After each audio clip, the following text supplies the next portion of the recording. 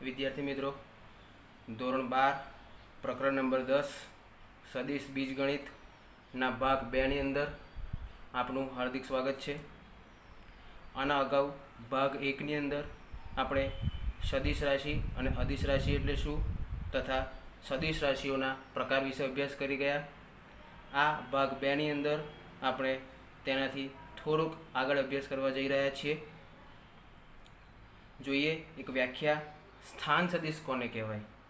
તો સૌપ્રથમ સ્થાન સદિશને આપણે આકૃતિ દ્વારા સમજીએ. હું સ્થાન સદિશને સમજવા માટે એક અવકાશ લઉં છું. અવકાશ એટલે શું એ વિદ્યાર્થી મિત્રો તમે બહુ સારી રીતે જાણો છો કે જેની અંદર એક્સ, વાય અને ઝેડ એમ 3 અક્ષીસો આવેલી હોય તો તેને આપણે અવકાશ કહીએ છીએ.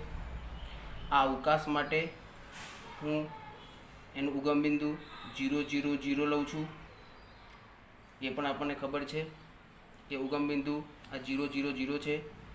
હવે હું અવકાશની અંદર જેનું ઉગમ બિંદુ O 0, 0, 0 ને સાપેક્ષ જેના યામ એક્સ, વાય અને ઝેડ હોય તેવું અવકાશનું કોઈ એક બિંદુ પી લઉં છું. સપોઝ અહીંયા આગળ એના યામ શું થશે તો એક્સ, વાય અને ઝેડ, એટલે કે એક્સ, વાય અને ઝેડ. હવે વિદ્યાર્થી મિત્રો, હું ઓ અને પી, અહીંયા ઓ અને પીને હું જોઈન્ટ કરું છું એટલે મને આ પ્રમાણે કંઈક સદિશ ઓપી મળે છે. આ સદિશ ઓપીની અંદર O 0, 0, 0 છે એ મારો પ્રારંભ બિંદુ છે, જ્યારે પી એ મારું અંત્ય બિંદુ છે, જેનો અભ્યાસ આપણે ભાગ 1 ની અંદર કરી રહ્યા છીએ. હવે મેં તમને એવું પણ ભાગ 1 ની અંદર કીધેલું કે જો તમારે અંત્ય બિંદુ અને પ્રારંભ બિંદુ એ પ્રમાણે ન બોલવું હોય તો તમે આને એક નાનું કોઈક નામ પણ આપી શકો. સપોઝ હું અત્યારે અહીંયા એક નામ આપી દઉં છું કે સદિશ આર, એટલે કે સદિશ ઓપી બોલું કે સદિશ આર બોલું, બંને એક જ વસ્તુ છે. તો આ વાત થઈ વિદ્યાર્થી મિત્રો સ્થાન સદિશ માટેની જરૂરી વસ્તુઓની. અહીંયા મેં 3 એક્સિસ એક્સ, વાય અને ઝેડ લીધી. એનું ઉગમ બિંદુ O 0, 0, 0 થશે. અવકાશની અંદર કોઈક બિંદુ પી એક્સ, વાય, ઝેડ લીધું. O અને પી બંનેને જોડ્યા, જ્યાં O મારું ઉગમ બિંદુ એટલે કે પ્રારંભ બિંદુ અને પી મારું અંત્ય બિંદુ થયું. એને મેં કોઈક નામ આપી દીધું આર. વિદ્યાર્થી મિત્રો પ્રશ્ન થાય કે સ્થાન સદિશ એટલે શું? તો સ્થાન સદિશ એટલે એવો સદિશ, ધ્યાનથી સાંભળજો વિદ્યાર્થી મિત્રો, સ્થાન સદિશ એટલે એવો સદિશ કે જે ઉગમ બિંદુમાંથી પસાર થતો હોય એવો સદિશ. ઇન શોર્ટ, ઉગમ બિંદુમાંથી પસાર થતો જો હું કોઈ પણ સદિશ લઉં તો એને સ્થાન સદિશ કહેવામાં આવે. સ્થાન એટલે કે વિદ્યાર્થી મિત્રો એક પ્રકારનું એડ્રેસ, એટલે કે આ પીનું એડ્રેસ શું, એટલે કે પીનું સ્થાન શું? તો પીનું સ્થાન એ O થી પી જેટલું છે. O થી પી જેટલું છે. વિદ્યાર્થી મિત્રો, જો મારી પાસે આ પ્રમાણેનો કોઈક સદિશ હોત,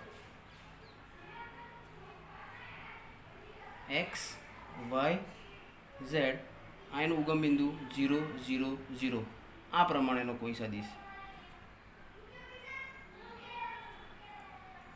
તો હું આને સ્થાન સદિશ ના કહી શકું, કારણ કે આ સદિશ જે છે તે ઉગમ બિંદુમાંથી પસાર થતો નથી. એટલે હવે વિદ્યાર્થી મિત્રો તમને સમજણ પડી હશે કે સ્થાન સદિશ કોને કહેવાય. તો સ્થાન સદિશ એટલે એવો સદિશ કે જે ઉગમ બિંદુમાંથી પસાર થતો હોય તેવો સદિશ. અને તમે સ્થાન સદિશને જો ટૂંકમાં બોલવું હોય તો એવું બોલાય કે પીનો સ્થાન સદિશ, કેમ કે આપણને ખબર છે કે સ્થાન સદિશ એટલે ઉગમ બિંદુમાંથી જ પસાર થતું હશે. એટલે તમે એવું બોલો કે પીનો સ્થાન સદિશ એટલે આપણને ખબર પડી જાય કે આપણે ઓપી સદિશની વાત કરી રહ્યા છીએ, એટલે કે આર સદિશની વાત કરી રહ્યા છીએ. એટલે જો તમારે ટૂંકમાં બોલવું હોય તો એવું પણ તમે બોલી શકો કે પીનો સ્થાન સદિશ, ઇટ મીન્સ ધેટ ઓપીની વાત આપણે કરી રહ્યા છીએ. હવે વિદ્યાર્થી મિત્રો પ્રશ્ન આપણને એ થાય કે શું આપણે અવકાશની અંદર એક કરતાં વધારે બિંદુઓ જો લઈએ તો આપણને એના સ્થાન સદિશ મળે? તો આપણે એની વિશે ચર્ચા કરી લઈએ. ફરી એકવાર હું અવકાશ લઉં છું. અવકાશની અંદર આ મારી એક્સ એક્સિસ, આ વાય એક્સિસ આ ઝેડ એક્સિસ, આ તેનું ઉગમ બિંદુ 0 0 0, જેના નામ આપી દઉં છું O. હવે હું અવકાશની અંદર એક કરતાં વધારે બિંદુઓ લઉં છું, એટલે કે એક બિંદુ મેં લીધું અહીંયા A, એક બિંદુ અહીંયા લીધું B અને એક બિંદુ અહીંયા લીધું C. જે પ્રમાણે આગળ મેં OPને જોડ્યા હતા એ જ પ્રમાણે અહીંયા હું OAને જોડી દઉં તો મને મળે Aનો સ્થાન સદિશ, OBને જોડી દઉં તો અહીંયા મને મળે Bનો સ્થાન સદિશ, OCને જોડી દઉં તો અહીંયા મને Cનો સ્થાન સદિશ. એટલે આપણે જે વાત કરતા હતા કે જો હું એક કરતાં વધારે બિંદુઓ અવકાશની અંદર લઉં તો શું મને એનો સ્થાન સદિશ મળે? તો જવાબ છે કે હા, એનો પણ તમને સ્થાન સદિશ મળે. જે પ્રમાણે અહીંયા તમે OPને નામ આપી દીધું હતું કોઈ R, એ પ્રમાણે અહીંયા હું OAને પણ કોઈક નામ આપી શકું. સપોઝ ધારો કે A સદિશ, B સદિશ અને C સદિશ. એટલે કે જો હું ઉગમ બિંદુને સાપેક્ષ કેપિટલ A, કેપિટલ B અને કેપિટલ Cના સ્થાન સદિશો અનુક્રમે A, B અને C બોલું તો એ પણ વાત સાચી છે કે હા, ઉગમ બિંદુને સાપેક્ષે તમને એક કરતાં વધારે બિંદુઓ જો તમે લો તો એના પણ સ્થાન સદિશ તમને મળી શકે. વિદ્યાર્થી મિત્રો, અહીંયા તમે સ્થાન સદિશ એટલે શું તેની સમજણ પડી હશે. આપણે એની વ્યાખ્યા લખી લઈએ. તો સ્ટાર્ટ કરીએ સ્થાન સદિશની વ્યાખ્યા. વિદ્યાર્થી મિત્રો, વ્યાખ્યા લખતી વખતે ફરી એકવાર આપણે જોડે જોડે સમજતા જઈશું. અહીં આપણે શું કર્યું તો પહેલો પોઈન્ટ લખી લઈએ કે ઉગમ બિંદુ O0 0ને સાપેક્ષ જેના યામ XYZ હોય તેવું અવકાશનું કોઈ એક બિંદુ આપણે P લીધું તો લખી લઈએ.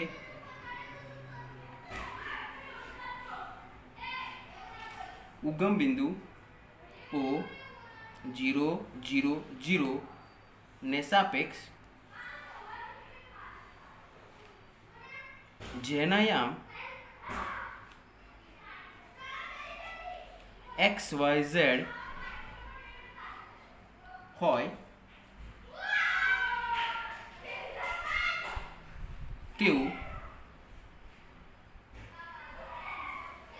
અવકાશનું એક બિંદુ P લો. અહીં O જે છે તે પ્રારંભ બિંદુ છે અને P છે તે અંત્ય બિંદુ છે. તો લખીએ અહીં પ્રારંભ બિંદુ O અને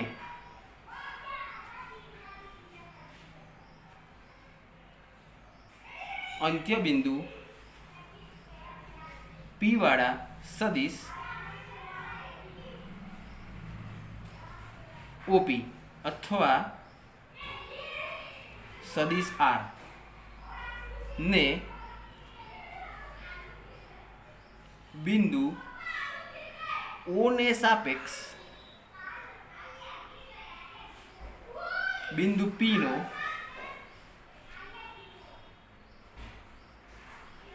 સ્થાન સદિશ કહેવામાં આવે છે. સ્થાન સદિશ કહેવામાં આવે છે. વિદ્યાર્થી મિત્રો, આ તમારી મેઇન વ્યાખ્યા થઈ કે અહીં O પ્રારંભ બિંદુ, P અંત્ય બિંદુ છે. તો જેનું પ્રારંભ બિંદુ O હોય અને જેનું અંત્ય બિંદુ P હોય તેવા સદિશ OP અથવા તો સદિશ R ને બિંદુ O ને સાપેક્ષ બિંદુ P નો સ્થાન સદિશ કહેવામાં આવે છે. હવે તમને પ્રશ્ન થાય કે શું આપણને આ O અને P એના વચ્ચે કેટલું અંતર છે તે આપણે જાણી શકીએ? તો યાદ હોય વિદ્યાર્થી મિત્રો, તો તમે ધોરણ 11ની અંદર આના વિશે અભ્યાસ કરી ગયા છો કે અવકાશની અંદર જો કોઈ બે બિંદુઓ આપેલા હોય તો તેના વચ્ચેનું અંતર આપણે અંતર સૂત્રની મદદથી શોધતા હતા. એટલે કે આપણે Pના યામમાંથી Oના યામ માઇનસ કરતા હતા, અથવા તો Oના યામમાંથી Pના યામ માઇનસ કરો તો આપણને એ બંને બિંદુઓ વચ્ચેનું અંતર મળી જતું હતું. તો આપણે લખી લઈએ અહીંયા એ પણ કે અંતર સૂત્રનો ઉપયોગ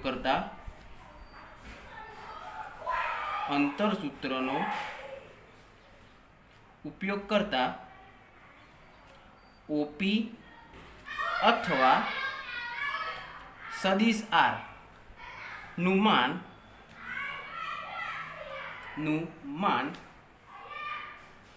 સદિશ ઓપી નું માન એટલે કે સદિશ ઓપી નું માન બરાબર આપણે વાત કરીએ એ પ્રમાણે કે પીના યામમાંથી ઓના યામ માઇનસ કરું અથવા ઓના યામમાંથી પીના યામ માઇનસ કરું એટલે કે એક્સ માઇનસ 0 સ્ક્વેર વત્તા વાય માઇનસ 0 સ્ક્વેર વત્તા Z minus 0 square is equal to વર્ગમૂળમાં x square plus Y square plus Z square.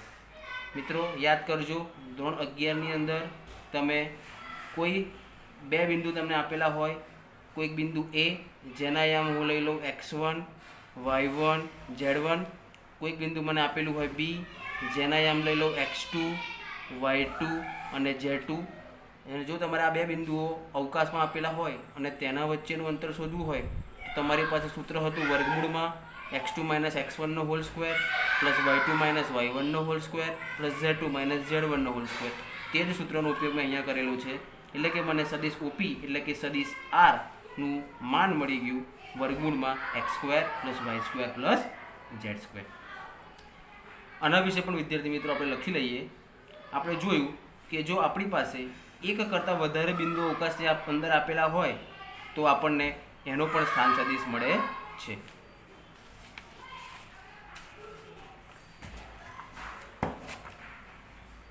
લખી લઈએ. બિંદુ O000 ને સાપેક્ષ કેપિટલ એ, કેપિટલ બી અને કેપિટલ સી ના સ્થાન સદિશો અનુક્રમે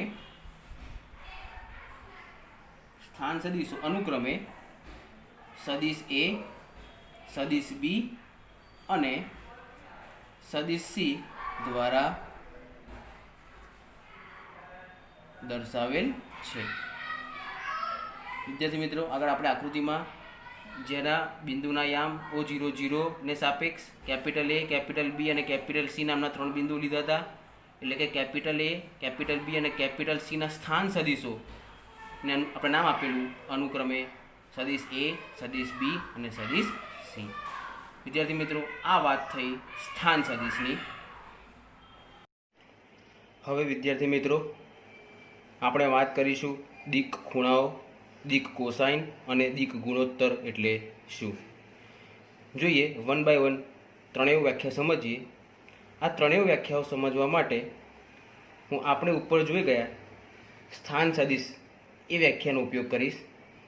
તો સ્થાન સદિશ માટે સૌપ્રથમ મેં એક અવકાશ લીધું હતું, તો એ પ્રમાણેનું હું અહીંયા એક અવકાશ લઈ લઉં છું.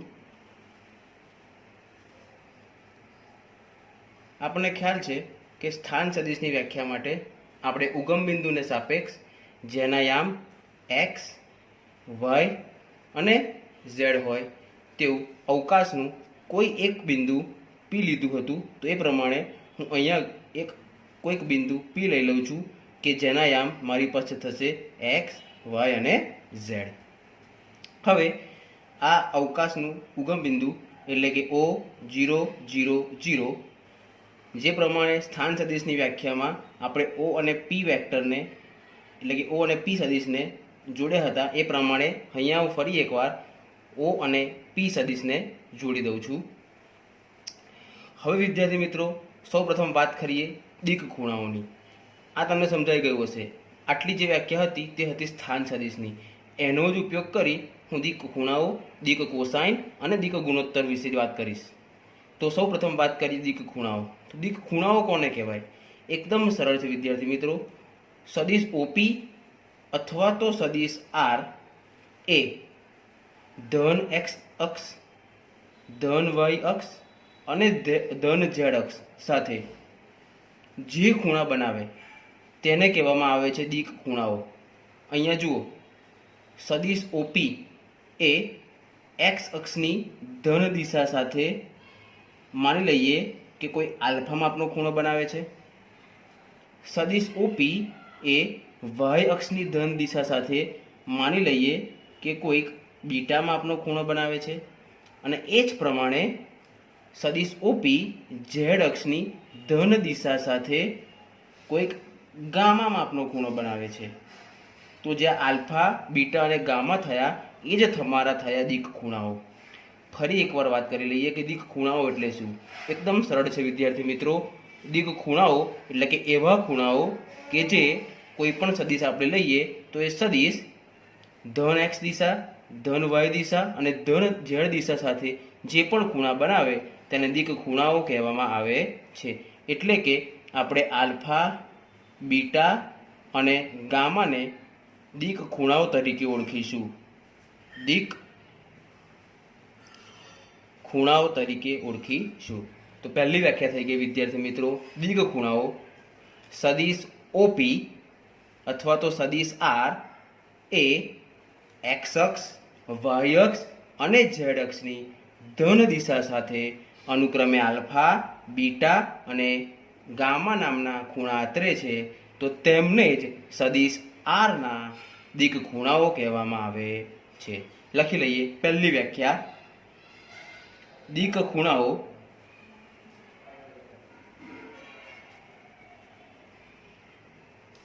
સદિશ ઓપી અથવા તો સદિશ આર એ એક્સ અક્ષ, વાય અક્ષ અને ઝેડ અક્ષની ધન દિશા સાથે અનુક્રમે આલ્ફા, બીટા અને ગામા માપના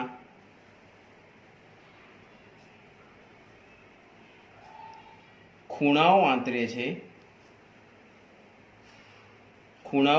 છે. તેમને સદિશ આર અથવા તો સદિશ ઓપી જે બોલશો તે ના દિક ખૂણાઓ કહે છે. ફરી એકવાર રિપીટ કરી દઉં છું વિદ્યાર્થી મિત્રો, જેથી જો સમજણ ન પડી હોય તો સમજણ પડી જાય. સદિશ ઓપી અથવા તો સદિશ આર એ એક્સ અક્ષ, વાય અક્ષ અને ઝેડ અક્ષની ધન દિશા સાથે, માત્ર હું વાત કરું છું ધન દિશાની, ઋણ દિશાની વાત કરતો નથી. એટલે હા વિદ્યાર્થી મિત્રો, અહીંયા તમે પેલું સમજતા હોય કે ઘડિયાળના કાંટાની દિશા કે ઘડિયાળના કાંટાની વિરુદ્ધ દિશા, એ વસ્તુની વાત અહીંયા કરવાની નથી. માત્ર એક્સ અક્ષની ધન દિશા, વાય અક્ષની ધન દિશા અને ઝેડ અક્ષની ધન દિશા જ આપણે જોવાની છે. આ એક્સ અક્ષની ધન દિશા, એની સામે જવું તો એક્સ અક્ષની ઋણ દિશા. આ ઝેડ અક્ષની ધન દિશા, એની સામે જવું તો ઝેડ અક્ષની ઋણ દિશા આવે. પણ આપણે તો માત્ર ધન દિશા જ ત્રણેય એક્સિસની લેવાની છે. એટલે કે સદિશ ઓપી અથવા તો સદિશ આર એ એક્સ અક્ષ, વાય અક્ષ અને ઝેડ અક્ષની ધન દિશા સાથે અનુક્રમે આલ્ફા, બીટા અને ગામા માપના ખૂણા આતરે. તો તે આલ્ફા, બીટા અને ગામાને જ આપણે એ સદિશના દિક ખૂણાઓ તરીકે ઓળખીશું. એની આગળ વાત કરીએ હવે દિક કોસાઇન કોને કહેવાય. બહુ જ સરળ છે વિદ્યાર્થી મિત્રો. દિક કોસાઇન કોને કહેવાય? તો તમે જે ખૂણાઓ લીધા આલ્ફા, બીટા અને ગામા, એ આલ્ફા, બીટા અને ગામા એની તમે જો કોસ આગળની કોઈ વેલ્યુ લઈ લો, નામ પરથી જ છે કોસાઇન એટલે કે કોસ. તમે ત્રિકોણમિતિમાં ભણી ગયા છો, કોસાઇન એટલે કે કોસ. તો એની કોસ આગળની જે વેલ્યુ લઈ લો એટલે કે કોસ આલ્ફા, કોસ બીટા અને કોસ ગામા, એને જ આપણે કહીશું દિક કોસાઇન.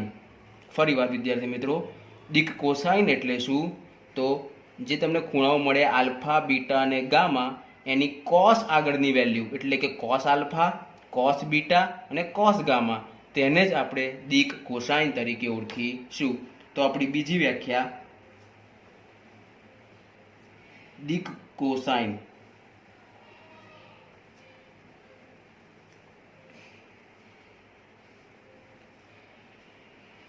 આલ્ફા, બીટા અને ગામા માપના ખૂણાઓ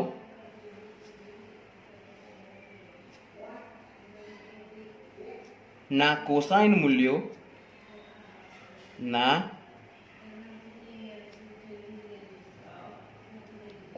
મૂલ્યો એટલે કે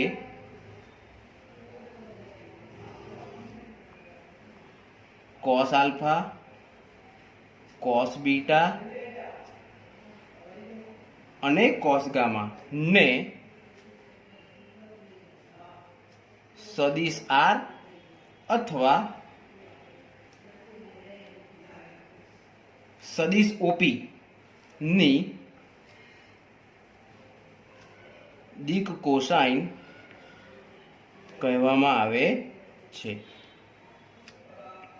દિક કોસાઇન કહેવામાં આવે છે. વિદ્યાર્થી મિત્રો, દિક ખૂણાઓ અને દિક કોસાઇન એના વિશે હું માનું છું ત્યાં સુધી તમને સમજણ પડી હશે. પરંતુ વિદ્યાર્થી મિત્રો, અહીં દિક કોસાઇન એટલે કે કોસ આલ્ફા, કોસ બીટા અને કોસ ગામા, જો તમારે પૂરું કોસ આલ્ફા, કોસ બીટા અને કોસ ગામા ન બોલવું હોય તો એને પણ એક અલગ નામ આપી દીધેલું છે. એ નામ આપણે જોઈ લઈએ. દિક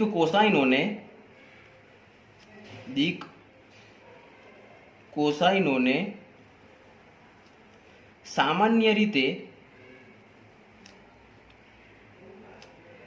એલ, એમ અને એન વડે દર્શાવાય છે. એટલે કે વિદ્યાર્થી મિત્રો, અહીં આપણે દિક કોસાઇન બોલીએ એટલે આપણા મગજમાં બે વસ્તુ આવી જોઈએ, કાં તો cos alpha, cos beta, cos gamma અથવા તો એલ, એમ, એન. એટલે કે એલ એ જ થશે કોસ આલ્ફા, એમ એ જ થશે કોસ બીટા અને એન એ જ થશે કોસ ગામા.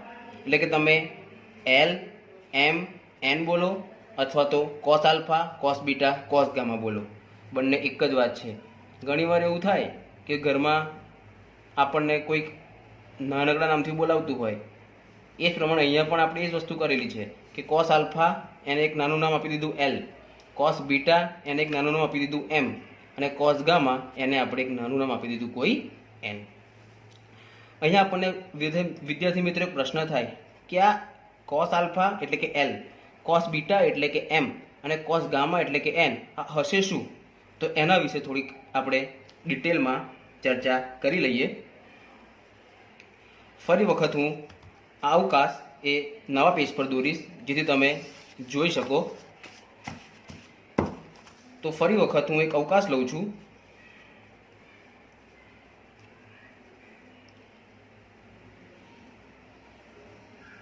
અવકાશ એની આ X axis, Y axis, Z axis, અવકાશનું ઉગમ બિંદુ 0, 0, 0. આ ઉગમ બિંદુને સાપેક્ષ જેના યામ એક્સ, વાય, ઝેડ હોય તેવું અવકાશનું હું કોઈક બિંદુ પી લઉં છું જેના યામ મને ખબર છે કે એક્સ, વાય, ઝેડ હશે. હવે આ સદિશ ઓપીને હું જોડી દઉં છું. સદિશ ઓપી કહું અથવા તો સદિશ આર કહું, તમને ખબર જ છે કે બંને એક જ વસ્તુ થશે સ્થાન સદિશની વ્યાખ્યા ઉપરથી. ઓકે વિદ્યાર્થી મિત્રો, હવે મેં તમને કીધું કે આ એલ, એમ અને એન છે શું તે આપણે થોડીક એના વિશેની ડિટેલમાં ચર્ચા કરી લઈએ. તો વિદ્યાર્થી મિત્રો, અહીંયા હું એક્સ એક્સિસ પર જો થોડું આગળ ચાલું એટલે કે સપોઝ અહીંયા ક્યાંક સુધી આ પોઈન્ટને હું કોઈ નામ આપી દઉં છું એ. એ જ પ્રમાણે વાય એક્સિસ પર પણ હું થોડુંક આગળ ચાલું છું અહીંયા સુધી લગભગ, એને કોઈ નામ આપી દઉં છું બી. અને એ જ પ્રમાણે હું ઝેડ એક્સિસ પર પણ થોડુંક આગળ ચાલું છું અહીંયા સુધી, એને કોઈક નામ આપી દઉં છું ધારો કે સી. હવે હું ઓપી જે સદિશ છે તે એટલે કે આ પી પોઈન્ટથી આ એ પોઈન્ટ, આ બંનેને હું જોડું, તો આપણે આગળ જોઈ ગયા કે એક્સ આ જે સદિશ ઓપી છે એ એક્સ અક્ષની ધન દિશા સાથે, વાય અક્ષની ધન દિશા સાથે અને ઝેડ અક્ષની ધન દિશા સાથે જે ખૂણા બનાવે એને આપણે દિક ખૂણાઓ તરીકે ઓળખતા હતા. તો આ જે ખૂણો મને મળે છે તે આલ્ફા થશે, કેમ કે એક્સ અક્ષની ધન દિશા સાથે ખૂણો બનાવે છે. આ જે ખૂણો થશે એ થશે બીટા, કારણ કે તે વાય અક્ષની ધન દિશા સાથે ખૂણો બનાવે છે. અને આ સદિશ ઓપી અહીંયા જે ખૂણો બનાવશે તે ખૂણો થશે તમારો ગામા, કારણ કે તે ઝેડ અક્ષની ધન દિશા સાથે ખૂણો બનાવે છે. હવે વિદ્યાર્થી મિત્રો, અહીંયા મેં પોઈન્ટ એ અને પોઈન્ટ પી એ બંનેને જોડી દીધા છે. તો આ જે ખૂણો થયો તો મને ખબર પડી કે આલ્ફા માપનો ખૂણો થયો. પણ શું વિદ્યાર્થી મિત્રો તમે આ કહી શકો કે આ જે ખૂણો થયો, આ ખૂણો, એ ખૂણો કયો થાય? તો વિદ્યાર્થી મિત્રો, આ જે ખૂણો થશે એ તમારો 90 ડિગ્રીનો ખૂણો થશે. એટલે મનમાં તરત પ્રશ્ન થાય કે કઈ રીતે? હા વિદ્યાર્થી મિત્રો, 3 ડાયમેન્શન છે, અવકાશ છે, એટલે એની અંદર આપણને દરેક વસ્તુ દેખીતી રીતે ન દેખાય, પણ આપણે એને ઇમેજિન કરવી પડે. અહીંયા હું તમને એક સમજાવવાનો પ્રયત્ન કરું કે હું અત્યારે એક્સ એક્સિસ અને વાય એક્સિસ આ પ્રમાણે લઈ લઉં છું. સપોઝ અત્યારે મારી પાસે આ છે તે એક્સ એક્સિસ ગણી લો, અને આ છે તે વાય એક્સિસ ગણી લો. જે બ્લેક પેન છે તેને તમે એક્સ એક્સિસ તરીકે લો, અને જે વ્હાઇટ પેન છે ઉપર તેને તમે વાય એક્સિસ તરીકે લો. હવે વિદ્યાર્થી મિત્રો, આને હું કોઈક વેક્ટર એટલે કે સદિશ ઓપી અથવા તો સદિશ આર તરીકે લઉં છું. અહીંયા અમારી પાસે આ જે પેન છે તે સદિશ આર બતાવે છે, એટલે કે સદિશ ઓપી બતાવે છે. જે બ્લેક પેન છે તે તમને એક્સ એક્સિસ બતાવે છે, અને આ જે વ્હાઇટ પેન ઉપર છે એ તમને વાય એક્સિસ બતાવે છે. હવે વિદ્યાર્થી મિત્રો, હું એક્સ એક્સિસ પર થોડુંક ચાલું છું, એટલે કે સપોઝ અહીંયા સુધી હું ચાલ્યો. અહીંયાથી મારે પોઈન્ટ પી એટલે આ બંને મારે જોડવાના છે, એટલે કે આ બંને મારે જોડવાના છે. વિદ્યાર્થી મિત્રો, આમ કરું એટલે તમે જોઈ શકો આ એક્સ એક્સિસ પર હું અહીંયાથી અહીંયા સુધી ચાલ્યો લગભગ. એટલે આ પોઈન્ટથી હું આ પોઈન્ટને જોડું એના માટે હું બીજી કોઈક પેન લઈ લઉં. સપોઝ આ પ્રમાણે હું એને જોડી દઉં છું. આ તમારું જે થયું એ પોઈન્ટ પી, અને આ એક્સ એક્સિસ પર હું ચાલ્યો તો તેટલું અંતર. આ બંનેને જોડી દઉં તો તમે જોઈ શકો છો વિદ્યાર્થી મિત્રો કે આ એક્સ એક્સિસ હતી, અને આ તમે જે લાઈન જોડી તે લાઈન થઈ ગઈ. તો જોઈ શકો છો વિદ્યાર્થી મિત્રો કે આ જે પોઈન્ટ થયું એ પોઈન્ટ તમારો 90 ડિગ્રી તમને આપે છે. તમે કંઈ પણ જગ્યા પર લેશો એ તમને હંમેશા 90 ડિગ્રીનો જ ખૂણો બનાવતો હશે. એ જ પ્રમાણે આ એક્સ એક્સિસની વાત હતી. આવું ને આવું જ તમે વાય એક્સિસ અને ઝેડ એક્સિસ માટે પણ કરી શકો. જોઈ શકો છો વિદ્યાર્થી મિત્રો તમે આ રીતે.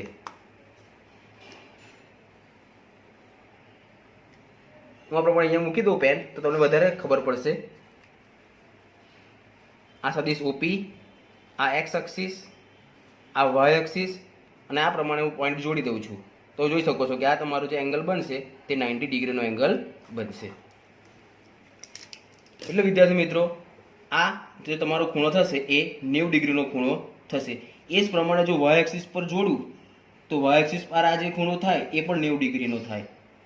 એ જ પ્રમાણે ઝેડ એક્સિસ પરની વાત કરું તો પોઈન્ટ પી થી સી જોડું અને આ જે ખૂણો બને એ પણ 90 ડિગ્રીનો ખૂણો થાય. આશા રાખું છું વિદ્યાર્થી મિત્રો કે તમને આ 90 ડિગ્રીનો ખૂણો કઈ રીતે થયો એની ખબર પડી હશે. એટલે કે એ, બી અને સી ત્રણેય આગળ એ 90 ડિગ્રીના ખૂણા બનાવશે. વિદ્યાર્થી મિત્રો, હું આટલો ભાગ અલગથી થોડોક બહાર ફરી વખત દોરું એટલે કે તમને થોડીક આઈડિયા આવે. તો અત્યારે આ જે ઓપી થશે એ મારો કર્ણ થશે. ઓપી જે થશે એ આપણો કર્ણ થશે. એટલે આ પ્રમાણે હું કોઈક ઓપી લઈ લઉં છું જે આપણો કર્ણ થશે. ઓપી કર્ણ થયા પછી આ જે થયું એથી પી સુધી, એથી પી સુધી એ આ પ્રમાણે આવશે. એટલે કે એથી પી સુધી અહીંયા એ આગળ એ 90 ડિગ્રીનો ખૂણો બનાવે છે. એટલે તમારું આ જે પોઈન્ટ થશે એ પોઈન્ટ થશે. અને એથી તમે થોડાક આગળ જાઓ એટલે એક્સ છે, તો આ પોઈન્ટ એ એટલે આ લાઈનની વાત કરી રહ્યો છું અત્યારે હું. આ થયો એ સુધી, અને એનાથી થોડુંક આગળ જાઉં એટલે કે આ એક્સ મળે મને. એટલે મારી એક્સ એક્સિસ એના પર મેં કોઈક પોઈન્ટ એ લીધું હતું, અને ત્યાં આગળ મને એક 90 ડિગ્રીનો કોઈક ખૂણો બનતો હતો. અને ઓ આગળ ઓરિજિન ત્યાં આગળ જે ખૂણો બને એ મારો કોઈક આલ્ફા માપનો ખૂણો બનતો હતો. એટલે કે આ મારો થયો આલ્ફા માપનો ખૂણો. અને આ ઓપી એટલે કે સદિશ આર એટલે કે સદિશ આર બોલું અથવા તો સદિશ આરનું માન બોલું, મને ખબર છે કે સદિશ આર એનું માન લઉં એટલે મને આનું અંતર મળી જાય કે આનું અંતર ઓ થી પીનું અંતર કેટલું હશે એ આપણે આગળના વિડીયોમાં જોઈ ગયા છીએ. તો વિદ્યાર્થી મિત્રો, અહીં મેં ઓપી લીધો જે મારો કર્ણ થયો, એના પછી મેં ઓ એક્સ લીધું એટલે કે એક્સ એક્સિસ પર હું થોડુંક ચાલ્યો હતો, એને મેં પોઈન્ટ એ નામ આપ્યું હતું અને એ આગળ એ 90 ડિગ્રીનો ખૂણો બનાવે છે અને એ પી એ પણ મેં લઈ લીધા છે. એટલે જે આટલો ભાગ હતો ઓ એ પી એને મેં અલગથી અહીંયા બહાર દોર્યો કે જેથી વિદ્યાર્થી મિત્રો તમે એને સમજી શકો. હવે વિદ્યાર્થી મિત્રો, આપણે આકૃતિ પરથી જોઈ લઈએ કે અહીંયા મારી પાસે કોસ આલ્ફા શું થશે. જે પ્રમાણે મારી પાસે કોસ આલ્ફા આવશે એ જ પ્રમાણે મારી પાસે કોસ બીટા પણ આવશે અને એ જ પ્રમાણે મારી પાસે કોસ ગામા પણ આવશે. તો જોઈએ આપણે કે આકૃતિ પરથી આપણે શું કહી શકીએ. તો આકૃતિ પરથી જોઈએ કે કોસ આલ્ફા શું થાય. આપણને વિદ્યાર્થી મિત્રો ખબર છે કોસ આલ્ફા એટલે કે પાસેની બાજુ ભાગ્યા કર્ણ. તો અહીંયા મારી પાસેની બાજુ કઈ થઈ, તો પાસેની બાજુ મારી થશે અહીંયા એટલે કે એક્સ અને કર્ણ કેટલો થયો તો કે આરનું માન, સદિશ આરનું માન. અહીંયા વિદ્યાર્થી મિત્રો હું સદિશ આરનું માન કહું કે ખાલી આર કહું, બંને એક જ વસ્તુ. કેમ વિદ્યાર્થી મિત્રો? કારણ કે સદિશ આરનું માન બોલું છું પણ સદિશ આરનું માન એટલે કે મને કોઈક નંબર જ મળવાનો, એ નંબરને હું આર તરીકે રિપ્રેઝેન્ટ કરું છું. ફરી એકવાર, હું સદિશ આરનું માન બોલું કે આર બોલું બંને એક જ વસ્તુ છે, કારણ કે સદિશ આરનું માન હું જ્યારે લઈશ ત્યારે મને કોઈક નંબર આપશે અને નંબરને હું આર તરીકે વ્યાખ્યાયિત કરું છું. એટલા માટે સદિશ આર અને આર એ બંને એક જ વસ્તુ તરીકે આપણે લઈશું. જેની પર જરૂર પડશે એ પ્રમાણે આપણે આગળ વધીશું. તો એ આકૃતિ પરથી આપણને કોસ આલ્ફા એટલે કે પાસેની બાજુ ભાગ્યા કર્ણ, તો આ ખૂણાની પાસેની બાજુ એટલે કે આપણી આખી એક્સ એક્સિસ એટલે કે કોસ આલ્ફા શું થયું તો કે એક્સ અપોન કર્ણ એટલે કે સદિશ આરનું માન, એટલે કે સદિશ આરનું માન. પણ આપણને ખબર છે કે કોસ આલ્ફા એ શું થાય છે, આપણે આગળ જ નામ જોઈ ગયા કે કોસ આલ્ફાને આપણે એલ તરીકે લઈશું, કોસ બીટાને આપણે એમ તરીકે લઈશું અને કોસ ગામાને આપણે એન તરીકે લઈશું. એને એના હુલામણા નામથી બોલાવીશું, જે પ્રમાણે આપણને ઘરમાં પણ ઘણાના નિકનેમ હોય છે એ પ્રમાણે. તો કોસ આલ્ફાને આપણે એલ તરીકે લઈશું એટલે અહીંયા હું લખી શકીશ કે એલ બરાબર એક્સ અપોન સદિશ આરનું માન, એલ બરાબર એક્સ અપોન સદિશ આરનું માન ઇમ્પ્લાઇઝ ધેટ એલ બરાબર એક્સ અપોન, હવે સદિશ આરનું માન કેટલું થાય તો આપણને ખબર છે કે સદિશ આરનું માન એનું સૂત્ર આપણે ગઈકાલે જ જોઈ ગયા હતા અને આના અગાઉના વિડીયોમાં જ આપણે જોયું હતું કે સદિશ આરનું માન બરાબર વર્ગમૂળમાં x square plus Y square plus Z square. આ સદિશ આર એ તમને શું બતાવે છે તો ઓ થી પીનું અંતર બતાવે છે. તો ઓ થી પીનું અંતર કઈ રીતે શોધાય તો આપણે અંતર સૂત્રની મદદથી આપણે ધોરણ 11માં પણ શીખી ગયા અને થોડી વાર પહેલાં પણ આપણે જોઈ ગયા કે ઓપી કઈ રીતે શોધાય, એટલે કે વર્ગમૂળમાં x square plus Y square plus Z square થશે. તો આ આપણને મળી ગયું એલ બરાબર X upon under root X square plus Y square plus Z square. આ જ પ્રમાણે કોસ બીટા શું થાય તો કોસ બીટા બરાબર આપણે લખી શકીએ હવે આના પ્રમાણે કે વાય અપોન સદિશ આરનું માન, એટલે કે કોસ બીટાને આપણે એમ તરીકે લઈએ એટલે કે એમ બરાબર વાય અપોન સદિશ આરનું માન ઇમ્પ્લાઇઝ ધેટ એમ બરાબર વાય અપોન વર્ગમૂળમાં ફરી વખત સદિશ આરનું માન એટલે કે X square plus Y square plus Z square. અને એ જ પ્રમાણે કોસ ગામા બરાબર શું થાય તો કોસ ગામા બરાબર થશે કે ઝેડ અપોન સદિશ આરનું માન, એટલે કે કોસ ગામાને આપણે એન તરીકે લઈએ તો એન બરાબર ઝેડ અપોન વર્ગમૂળમાં x square plus Y square plus Z square implies that. Okay વિદ્યાર્થી મિત્રો, એન બરાબર મેં એક જ લાઈનમાં લખી નાખ્યું, એટલે આ લખવાની જરૂર નથી કે ઝેડ બરાબર વર્ગમૂળમાં x square plus Y square plus Z square. એટલે તમને એલ મળી ગયો, એમ પણ મળી ગયો અને એન પણ મળી ગયો. એલ થશે એક્સ અપોન વર્ગમૂળમાં x square plus Y square plus Z square. Y થશે એમ થશે વાય અપોન વર્ગમૂળમાં x square plus Y square plus Z square. અને એન થશે ઝેડ અપોન વર્ગમૂળમાં x square plus Y square plus Z square. વિદ્યાર્થી મિત્રો, અહીં x બરાબર તમે લેવા જાઓ તો તમને શું મળે તો જોઈએ. એક્સ બરાબર જો તમે લેવા જાઓ અહીંયાથી તો તમને મળી જાય કે એલ આર. કઈ રીતે તો જોઈએ વિદ્યાર્થી મિત્રો. સદિશ આરનું માન બોલો, એ તમને કોઈક નંબર જ આપે છે, એને તમે આર તરીકે પણ લઈ શકો. જો અહીંયા સદિશ આરનું માન એની જગ્યાએ કોઈક આર મૂકી દઉં એટલે મને એક્સ બરાબર શું મળી જાય તો એલ આર. એ પ્રમાણે અહીંયા વાય બરાબર શું મળી જાય તો એમ આર. અને જ પ્રમાણે ઝેડ બરાબર શું મળી જાય એન આર. એ બાજુમાં લખીને બતાવો વિદ્યાર્થી મિત્રો, એટલે તમને થોડીક આઈડિયા આવે કે મારી પાસે અત્યારે આવું મળ્યું મને કે એલ બરાબર એક્સ અપોન સદિશ આરનું માન. તો આના બરાબર હું લખી શકું કે એલ એક્સ અપોન સદિશ આરનું માન બોલું કે આર બોલું, બંને એક જ વસ્તુ છે એટલે કે આર. એટલે મને મળી ગયું કે એલ બરાબર એક્સ અપોન આર. જો આના પરથી હું એક્સ લેવા જાઉં તો મને કેટલા મળે તો એલ આર. એ જ પ્રમાણે વાય લેવા જાઉં તો મને કેટલા મળે એમ આર. અને એ જ પ્રમાણે ઝેડ લેવા જઈએ તો આપણને મળે એન આર. એટલે કે એક્સ બરાબર એલ આર, વાય બરાબર એમ આર અને ઝેડ બરાબર એન આર. ઇન શોર્ટ કહેવાનો મતલબ એટલો થતો વિદ્યાર્થી મિત્રો કે જો પોઈન્ટ પીના યામ એક્સ વાય ઝેડ બોલીએ તો ચાલે, અને એક્સ વાય ઝેડની જગ્યાએ તમે એલ આર, એમ આર અને એન આર બોલો તો પણ ચાલે. એટલે કહેવાનો મતલબ એટલો જ કે જો બિંદુ પીના યામ એલ આર, એમ આર અને એન આર દ્વારા પણ આપણે દર્શાવી શકીએ. તો એ જ આપણને શું મળી જાય છે એલ, એમ અને એનની કિંમતો. અને એલ, એમ અને એનની કિંમતો જ એ જ તમારા શું થાય છે દિક કોસાઇન થાય છે. લખી લઈએ આપણે વ્યાખ્યાની. વિદ્યાર્થી મિત્રો, આગળ આપણે ક્યાં સુધી અટક્યા હતા તે જોઈ લઈએ અને ત્યાંથી આગળ આપણે લખીએ. અહીં આપણે લખ્યું હતું કે દિક કોસાઇનોને સામાન્ય રીતે એલ, એમ અને એન વડે દર્શાવાય છે. તેનાથી આપણે આગળ હવે લખી લઈએ. વિદ્યાર્થી મિત્રો, તમે આ પેજને નોટ ડાઉન કરી લેશો.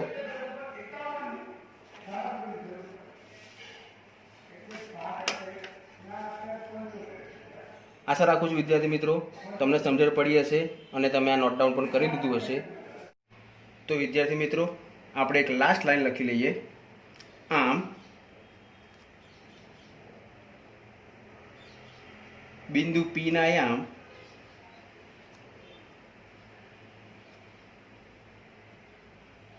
એલ આર, એમ આર અને એન આર દ્વારા પણ દર્શાવી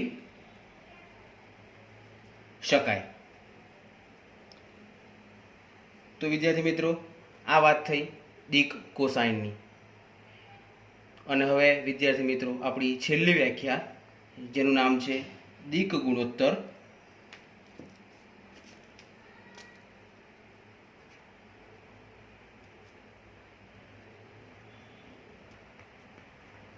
એકદમ સરળ વ્યાખ્યા છે વિદ્યાર્થી મિત્રો.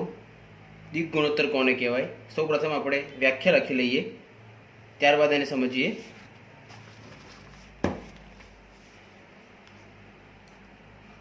તમને જે સંખ્યાઓ મળી એલ આર, એમ આર અને એન આર દિક કોસાઇનના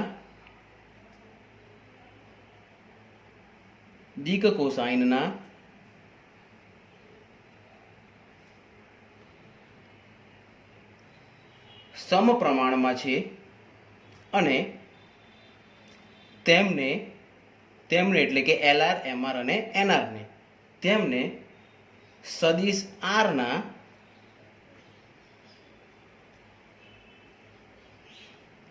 દિક ગુણોત્તર કહેવામાં આવે છે. દિક ગુણોત્તર કહેવામાં આવે છે। વિદ્યાર્થી મિત્રો, આ વ્યાખ્યા શું કહેવા માગે છે તે પહેલાં સમજી લઈએ કે ત્રણ સંખ્યાઓ LR, MR અને NR એ દિક કોસાઇનના સમપ્રમાણમાં। વિદ્યાર્થી મિત્રો, દિક કોસાઇન એટલે શું? તો એ આપણે આગળ જ જોઈ ગયા કે દિક કોસાઇન એટલે કે L, M, N અથવા તો તમે બોલો દિક ખૂણાઓની કોસ આગળની વેલ્યુ એટલે કે કોસ આલ્ફા, કોસ બીટા અથવા તો કોસ ગામા। તમને ખબર છે આપણે L, M, N બોલીએ તો પણ ચાલે અને cos alpha, cos beta, cos gamma બોલો તો પણ ચાલે। એટલે કે જે સંખ્યાઓ તમને મળી LR, MR અને NR એ દિક કોસાઇન એટલે કે L, M અને N ના સમપ્રમાણમાં છે। તો આપણે આગળ જ દિક કોસાઇનની વ્યાખ્યા સમજ્યા ત્યારે આપણે જોઈ ગયા કે આપણને L બરાબર શું મળતું હતું? તો L બરાબર આપણને મળતું હતું x/r। એ જ પ્રમાણે M બરાબર શું મળતું હતું? તો M બરાબર y/r અને એ જ પ્રમાણે N બરાબર શું મળતું હતું? તો z/r। વિદ્યાર્થી મિત્રો, હું અહીંયા સદિશ r નું માન બોલું કે ખાલી r બોલું, બંને એક જ વસ્તુ છે, એ પણ આપણે આગળ જોઈ ગયા। જો ત્રણેય ઉપરથી હું r ને સૂત્ર કરતા બનાવું તો મને શું મળે જોઈ લઈએ। તો r બરાબર મને મળશે x/l, r બરાબર અહીંયાથી મને મળશે y/m અને અહીંયાથી મને r બરાબર મળશે z/n। એટલે કે વિદ્યાર્થી મિત્રો, જો હું x ની જગ્યાએ LR, y ની જગ્યાએ MR અને z ની જગ્યાએ NR મૂકી દઉં, કારણ કે મને ખબર છે કે અહીંયાથી x બરાબર મને શું મળવાનું છે? તો x બરાબર LR, y બરાબર MR અને z બરાબર NR। તો જો અહીંયા x બરાબર LR મૂકી દઉં એટલે કે L કેન્સલ, તો પાછું મને r મળી ગયો। એ જ પ્રમાણે અહીંયા પણ y બરાબર હું MR મૂકું તો MM કેન્સલ, પાછો r મળી ગયો। અને એ જ પ્રમાણે z બરાબર NR મૂકું તો NN cancel, sorry z cancel, એટલે પાછું મને અહીંયા r મળી ગયું। એનો મતલબ એ થાય વિદ્યાર્થી મિત્રો કે LR, MR અને NR જો હું x, y, z ની જગ્યાએ મૂકું તો એ શું થાય છે? તો દિક કોસાઇનના સમપ્રમાણમાં। દિક કોસાઇન એટલે કે L, M અને N। તો વ્યાખ્યા તમને શું કહેવા માગે છે કે જો સંખ્યાઓ LR, MR અને NR લઉં તો એ દિક કોસાઇનના સમપ્રમાણમાં થાય અને જે સંખ્યાઓ મળે એ સંખ્યાઓ એટલે કે x, y અને z। આપણે આ કેસની વાત કરું છું। તો x, y અને z એ જ શું થવાના છે? તો તમારા સદિશ r ના દિક ગુણોત્તર થવાના છે। સામાન્ય રીતે આપણે દિક ગુણોત્તરને A, B અને C દ્વારા રિપ્રેઝેન્ટ કરીએ છીએ। તો તમને એક પ્રશ્ન થાય કે અહીંયા તો આપણે x, y, z નામ લીધા અને હવે આપણે એવું કીધું કે સામાન્ય રીતે આપણે તેને ABC દ્વારા પણ દર્શાવીએ, એ કઈ રીતે? તો પહેલાં લખી લઈએ, ત્યારબાદ આપણે વિગતવાર સમજીએ। તો સામાન્ય રીતે દિક ગુણોત્તરને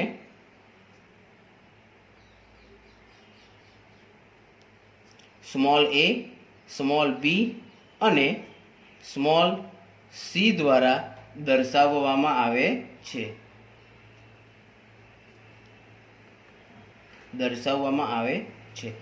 વિદ્યાર્થી મિત્રો, મેં તમને કીધું કે આ કેસની અંદર આપણા દિક ગુણોત્તર x, y અને z થાય છે, પણ મેં તમને એવું કીધું કે આપણે સામાન્ય રીતે તેને ABC દ્વારા દર્શાવીશું। તો હું તમને એક એક્ઝામ્પલ દ્વારા સમજાવું કે દિક ગુણોત્તર કોને કહેવાય। સપોઝ હું આ પ્રમાણેનો કોઈક સદિશ લઈ લઉં છું, સદિશ x, જે આ ફોર્મમાં હશે 5i cap plus 6j cap plus 7k cap. તો વિદ્યાર્થી મિત્રો, દિક ગુણોત્તર કોને કહેવાય? તો તમને જે સદિશ આપ્યો છે તે સદિશ માટે i કેરેટ, j કેરેટ અને k કેરેટના જે સહગુણકો છે એ જ તમારા દિક ગુણોત્તર થાય, એવું આપણને આ વ્યાખ્યા કહેવા માગે છે। એટલે તમને એવું પૂછે કે દિક ગુણોત્તર કોને કહેવાય, તો એકદમ સરળ છે વિદ્યાર્થી મિત્રો। તમને જે પણ કોઈ સદિશ આપેલો હોય તો એ સદિશ માટે i કેરેટ, j કેરેટ અને k કેરેટના જે સહગુણકો છે એ જ ડાયરેક્ટલી તમારા શું થઈ જાય? દિક ગુણોત્તર થઈ જાય। પરંતુ ઘણા કેસની અંદર આવું હોય કે તમને આ પ્રમાણેનો સદિશ મળતો હોય। હું અવકાશ લઈ લઉં, એની 3 એક્સિસ x, y, z, અહીંયા ઓરિજિન। હવે સપોઝ તમારો જો કોઈ સદિશ આ પ્રમાણે હોય એટલે કે ઉગમ બિંદુમાંથી પસાર ન થતો હોય ત્યારની વાત। આ જે વાત કરી હતી આપણે તે સદિશ આપણે એવો લીધો હતો કે જે ઉગમ બિંદુમાંથી પસાર થતો હતો, પણ હવે જો હું કોઈ એવો સદિશ લઉં કે જે ઉગમ બિંદુમાંથી પસાર ન થતો હોય, એને કોઈક નામ આપી દઉં કે સદિશ AB। સદિશ એના પોઈન્ટ અત્યારે મારી પાસે છે ને, એટલે ઇન જનરલ આપણે એવા લઈ લઈએ કે x1 y1 અને z1. એ જ પ્રમાણે બીના યામ પણ નથી તો લઈ લઈએ x2 y2 અને z2. તો એટલે કે આપણને સદિશ AB આ ફોર્મમાં મળે. સદિશ AB કઈ રીતે શોધાય એ આપણે અગાઉ જોઈ ગયા છે કે અંત્ય બિંદુના યામમાંથી પ્રારંભ બિંદુના યામ માઇનસ કરવાના, એટલે કે x2 માંથી મારે x1 માઇનસ કરવાનો, સાથે આવશે i કેપ, પ્લસ y2 માંથી y1 માઇનસ કરવાનો, એટલે કે y2 માંથી y1 માઇનસ કરવાનો, સાથે આવશે j કેપ, પ્લસ z2 માંથી z1 માઇનસ કરવાના, એટલે કે z2 માઇનસ z1, સાથે આવશે k કેપ. તો વિદ્યાર્થી મિત્રો, આ કેસની અંદર 5, 6 અને 7 તમે ડાયરેક્ટ કહી શકતા હતા કે આ જ આપણા દિક ગુણોત્તર છે. પણ જો ઇન જનરલ તમને આ પ્રમાણેનું આપેલું હોય અને તમને પૂછવામાં આવે કે હવે તમારા દિક ગુણોત્તર શું થાય, તો પણ તમે કહી શકો કે i સાથે જે છે તે એટલે કે x2 માઇનસ x1, y સાથે j સાથે જે છે તે એટલે કે y2 માઇનસ y1, અને k સાથે જે છે તે એટલે કે z2 minus z1. In short વિદ્યાર્થી મિત્રો, x2 minus x1, y2 minus y1 અને z2 માઇનસ z1 એ તમારા દિક ગુણોત્તર થાય. પણ આપણે એને સામાન્ય રીતે a, b અને c ના નામથી ઓળખીશું. એટલા માટે મેં અલગથી લાઈન લખી કે સામાન્ય રીતે દિક ગુણોત્તરોને આપણે a, b અને c દ્વારા દર્શાવવામાં આવે છે. આશા રાખું છું વિદ્યાર્થી મિત્રો કે આ નામ મેં a, b, c કેમ આપેલું એ તમને હવે સમજાયું હશે. જ્યારે કોઈ સદિશ ઉગમ બિંદુમાંથી પસાર થતો હતો ત્યારે તો આપણને ડાયરેક્ટ જે આપણે પોઈન્ટ લીધા હતા x, y, z અહીંયા, એ જ આપણા દિક ગુણોત્તર થઈ ગયા હતા. જોઈ શકો છો તમે વિદ્યાર્થી મિત્રો અહીંયા. પરંતુ જ્યારે કોઈ સદિશ એવો લઉં કે જે ઉગમ બિંદુમાંથી પસાર ન થતો હોય ત્યારે આપણે થોડુંક આગળ વિચારવું પડે. એના માટે આપણે સૌથી પહેલાં સદિશ AB બનાવવો પડે. સદિશ AB કઈ રીતે બનાવાય, તો અંત્ય બિંદુના યામમાંથી એટલે કે બીના યામમાંથી પ્રારંભ બિંદુના યામ એટલે કે એના યામ તમારે શું કરવા પડે, માઇનસ કરવા પડે. અને એ જે મળે એ જ તમને શું મળે છે, a, b અને c મળે છે. તો વિદ્યાર્થી મિત્રો, આ વાત થઈ દિક ગુણોત્તરની. વિદ્યાર્થી મિત્રો, આ દિક ગુણોત્તરની વ્યાખ્યા તમે નોટ ડાઉન કરી લેશો.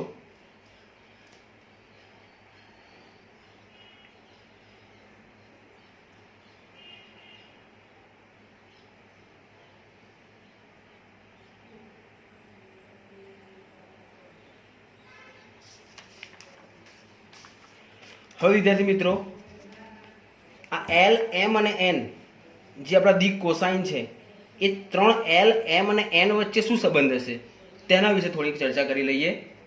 તો લખીએ કે L, M અને N વચ્ચે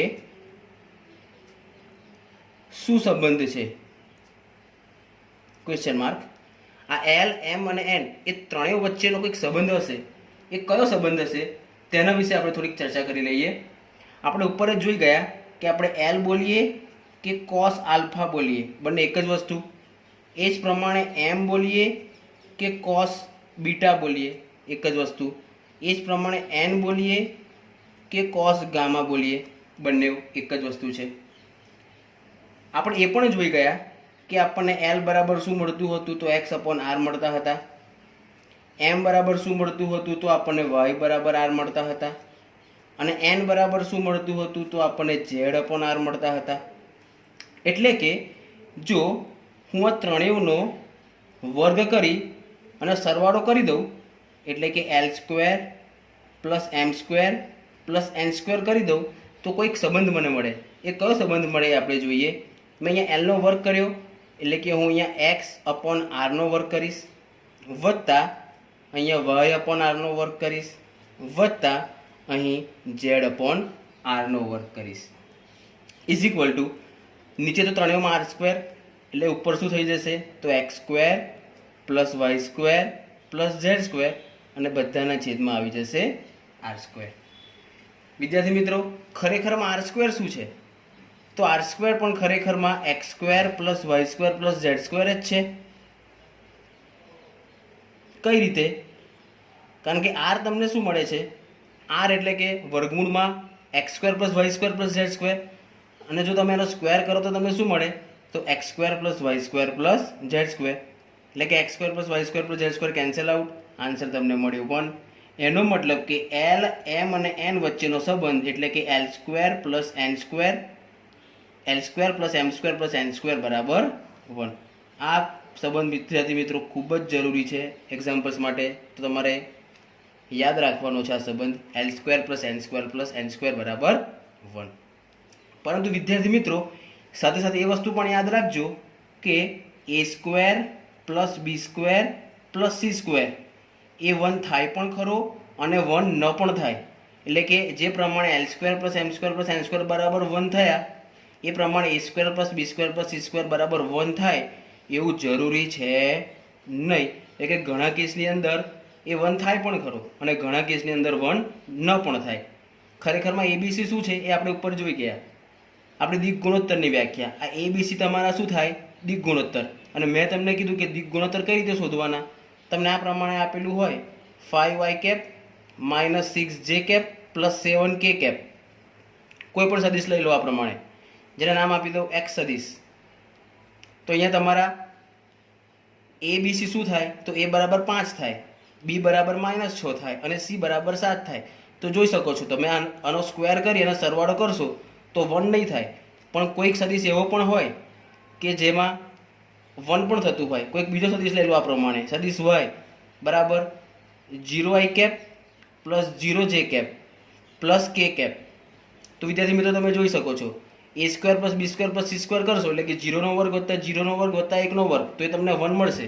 એટલે આ કેસમાં 1 થાય છે પણ આ કેસમાં 1 થતું નથી. એટલે કે એ square plus b square plus c square એટલે કે દિક ગુણોત્તરનો વર્ગ કરીને સરવાળો કરું તો એ 1 થાય પણ ખરો અને ન પણ થાય. પરંતુ દિક કોસાઇનના વર્ગનો સરવાળો કરું તો હંમેશા કેટલો થવો જોઈએ? 1 થવો જ જોઈએ. આ વિદ્યાર્થી મિત્રો તમારે યાદ રાખવાનું છે. તો આ હતો દિક કોસાઇન એલ એમ અને એન વચ્ચેનો સંબંધ. હવે વિદ્યાર્થી મિત્રો આપણે વાત કરીએ કે શું આપણને દિક કોસાઇન આપેલા હોય તો આપણને દિક ગુણોત્તર મળે, અને જો દિક ગુણોત્તર આપેલા હોય તો દિક કોસાઇન મળે.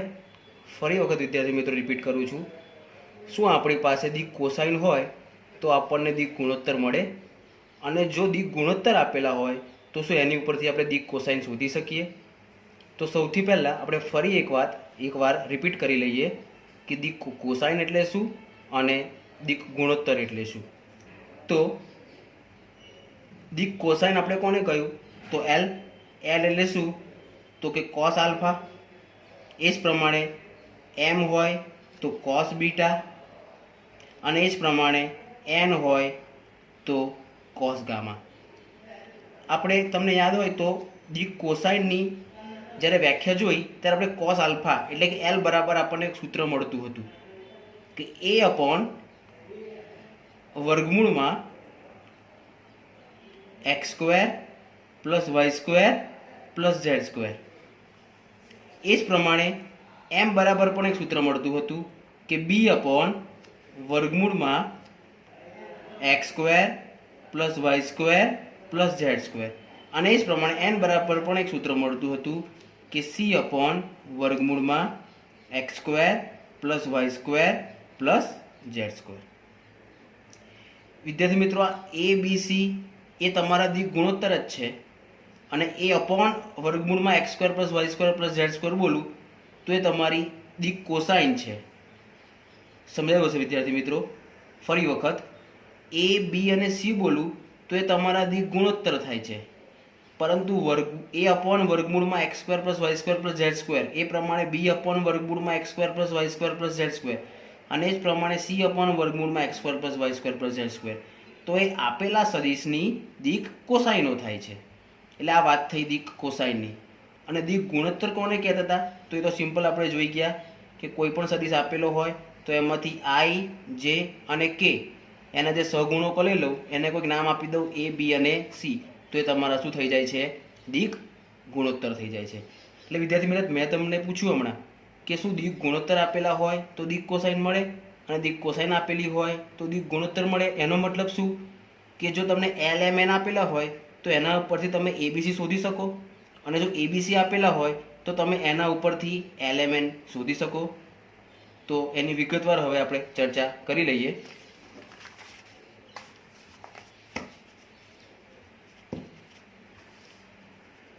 હા વિદ્યાર્થી મિત્રો, હું સૌથી પહેલાં કોઈક સદિશ એક્સ લઈ લઉં છું, જે કંઈક આ ફોર્મમાં છે 3i cap plus 4j cap. કે કેપને હું 0 રાખું છું અત્યારે, એટલે કે સદિશ એક્સ બરાબર 3i cap plus 4j cap. તો અહીંયા મારા દિક ગુણોત્તર શું થાય? તો વિદ્યાર્થી મિત્રો, તમને મેં હમણાં જ જણાવ્યું કે આઈ અને જે સાથેના સહગુણક એને આપણે શું કહીએ છીએ? તો દિક ગુણોત્તર. એટલે અહીંયા એ કેટલો થયો? તો 3. બી કેટલા થયા? તો 4. અને સી એટલે કે કે સાથે જે હોય તે, પણ કે સાથે કોઈ છે જ નહીં એટલે 0. એટલે અહીંયાથી આપણને એ, બી અને સી તો મળી ગયા. એટલે કોઈ સદિશ આપેલો હોય તો એટલું તો નક્કી થઈ ગયું કે આપણે એના પરથી દિક ગુણોત્તર તો આરામથી મેળવી શકીએ. પણ શું આ દિક ગુણોત્તર આપણને મળ્યા તો શું આપણે દિક ગુણોત્તર ઉપરથી દિક કોસાઇન એટલે કે એલ, એમ અને એન મેળવી શકીએ? ખરેખરમાં એલ, એમ અને એન તમને શું આપે છે? ખરેખરમાં એલ, એમ અને એન એ તમને દિક કોસાઇન એટલે કે એકમ સદિશ આપે છે. કારણ કે એકમ સદિશ કોને કહેવાય એ પણ આપણે આગળ ચર્ચા કરી ગયા હતા વ્યાખ્યામાં ભાગ 1 ની અંદર, કે જ્યારે પણ હું એકમ સદિશ બોલું ત્યારે મારે સદિશમાં તીરની નિશાની કરું છું એની જગ્યાએ મારે કેપ કરવા પડે. કેપનો મતલબ કે એકમ સદિશ દર્શાવતો હશે. એટલે કે એક્સ કેપ બરાબર એકમ સદિશ કોને કહેવાય? તો જે આપેલો સદિશ છે એ સદિશને જ એના સદિશના માન વડે ભાગવું પડે. જે આપેલો સદિશ છે એ સદિશને જ એના જ પોતાના માન વડે ભાગો અને જે મળે એ તમને શું મળે? દિક કોસાઇન મળે. કઈ રીતે? તો જોઈએ. અત્યારે તમને આપેલો સદિશ એક્સ કયો છે? તો 3i cap plus 4j cap divided by સદિશ એક્સનું માન. સદિશ એક્સનું માન કઈ રીતે શોધાય એ પણ આપણે જોઈ ગયા. આપણે આગળ સદિશ આરનું માન બોલતા હતા, પણ આરની જગ્યાએ એક્સ છે, એટલે કે સદિશ એક્સનું માન શું થાય? ફોર્મ્યુલામાં ફોર્મ્યુલા કંઈક આવી હતી કે સદિશ આરનું માન બરાબર વર્ગમૂળમાં આઈનો જે સહગુણક હોય એનો વર્ગ વત્તા જેનો જે સહગુણક હોય એનો વર્ગ અને કેનો જે સહગુણક હોય એનો વર્ગ કરીને સરવાળો, એટલે કે વર્ગમૂળમાં x square plus Y square plus Z square. આ પ્રમાણે આપણે એક દર્શાવતા હતા. તો અહીંયા એ જ પ્રમાણે સદિશ એક્સનું માન કેટલું થાય? તો કે તો 0 જ છે, એટલે આપણે ખાલી જે અને આઈ સાથેના સહગુણક જ લેવાના, એટલે કે 3નો વર્ગ એટલે કે 9 વત્તા 4નો વર્ગ એટલે કે 16, 16 પ્લસ 9 એટલે કે √25, એટલે કે સદિશ એક્સનું માન કેટલું મળ્યું? 5.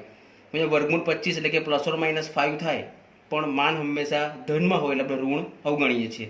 એટલે આ કેટલું થઈ ગયું? 5. તો વિદ્યાર્થી મિત્રો, આવ્યું કઈ રીતે? તો આપણે એ જ કર્યું કે સદિશ એક્સને એના જ માન વડે ભાગી નાખ્યું. એટલે કહેવાનો મતલબ, અહીંયા વચ્ચે એક સ્ટેપ ઉમેરું તો એવું કહી શકાય કે 3i cap plus 4j cap upon મેં શું કર્યું?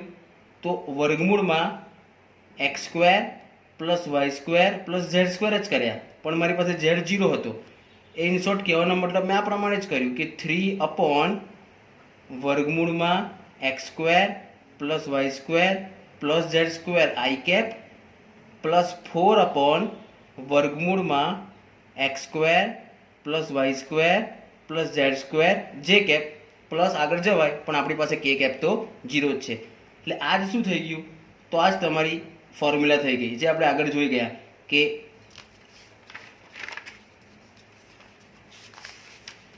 એ અપોન વર્ગમૂળમાં x square plus Y square plus Z square. A બોલું કે એક્સ બોલું કે એક્સ અપોન વર્ગમૂળમાં x square plus Y square plus Z square. એ જ વસ્તુ અહીંયા થઈ વિદ્યાર્થી મિત્રો. તો આ તમને એલ મળી ગયો અને આ તમને એન મળી ગયો. એ જ પ્રમાણે આગળ જાઓ તો તમને એન પણ મળે. એટલે કે આ કશું નહીં પણ શું છે? તો એલઆઈ કેપ પ્લસ એમ જે કેપ છે, જે એલ અને એમ એ તમારી દિક કોસાઇન છે. એટલે આપણે જે પ્રશ્ન પૂછ્યો હતો કે શું આપણને દિક ગુણોત્તર આપેલા હોય તો એના પરથી દિક કોસાઇન મળે? તો જવાબ શું મળશે? હા. આપણી પાસે 3 અને 4 એ દિક ગુણોત્તર હતા, એના ઉપરથી આપણે શું લઈ આવ્યા? એલ અને એમ, એટલે કે આપણે શું લઈ આવ્યા? દિક કોસાઇન લઈને આવ્યા. એટલે આના પરથી એવું લખી શકાય હવે કે 3/5 આઈ કેપ પ્લસ 4/5 જે કેપ. આ તમને શું મળી ગયું? એક્સ કેપ મળી ગયો. એટલે કે જે તમને દિક ગુણોત્તર આપતું હતું એ જ હવે તમને શું આપે છે? દિક કોસાઇન આપે છે. આના પરથી તમને એ, બી અને સી મળતા હતા. આના પરથી તમને એલ, એમ અને એન મળે. પણ અત્યારે હાલના કેસમાં આપણી પાસે કે કેપવાળી સંખ્યા 0 છે એટલે આપણે તેને અવગણીએ છીએ. એટલે ખાલી આપણને શું મળે છે? એ તરીકે 3, બી તરીકે 4, એ જ પ્રમાણે એલ તરીકે 3/5 અને એમ તરીકે 4/5. તો આ વાત થઈ કે દિક ગુણોત્તર આપેલો હોય તો એના પરથી દિક કોસાઇન મળે કે નહીં.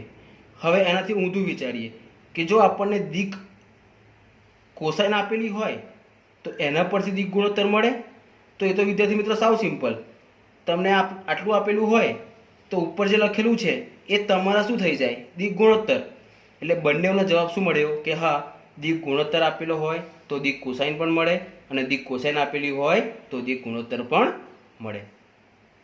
આશા રાખું છું વિદ્યાર્થી મિત્રો કે આટલે સુધીનું તમને ખ્યાલ આવી ગયો હશે.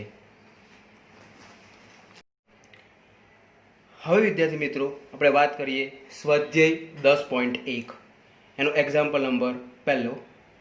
શું કહેવા માગે છે એનો ટાઇટલ સમજી લઈએ કે ઉત્તરથી પૂર્વ તરફ 30 ડિગ્રીના ખૂણે 40 કિલોમીટરનું સ્થાનાંતર આલેખ દ્વારા દર્શાવો. ફરી એકવાર, ઉત્તરથી પૂર્વ તરફ 30 ડિગ્રીના ખૂણે 40 કિલોમીટરનું સ્થાનાંતર આલેખ દ્વારા દર્શાવો. એટલે વિદ્યાર્થી મિત્રો અહીંયા તમને 40 કિલોમીટર અને ઉત્તરથી પૂર્વ તરફ 30 ડિગ્રીનો ખૂણો એટલે કે દિશા પણ આપેલી છે અને એનું માન પણ આપેલું છે. પણ ઉત્તરથી પૂર્વ તરફ કીધું એટલે વાત દિશાની આવી. એટલે સૌથી પહેલું આપણે એ સમજવું પડે કે કઈ દિશા કઈ બાજુ છે. તો એ આપણે પહેલાં જોઈ લઈએ. આ પ્રમાણે હું વાત કરું તો ઉપરની તરફ ઉત્તર દિશા હોય, ઉત્તરની એક્ઝેક્ટ સામે દક્ષિણ દિશા હોય, દક્ષિણની જમણી બાજુ પૂર્વ દિશા મારી તરફથી વાત કરું તો, અને પૂર્વની એક્ઝેક્ટ સામે પશ્ચિમ દિશા. તો આ વાત થઈ દિશાઓની, ઉત્તર, દક્ષિણ, પૂર્વ અને પશ્ચિમ.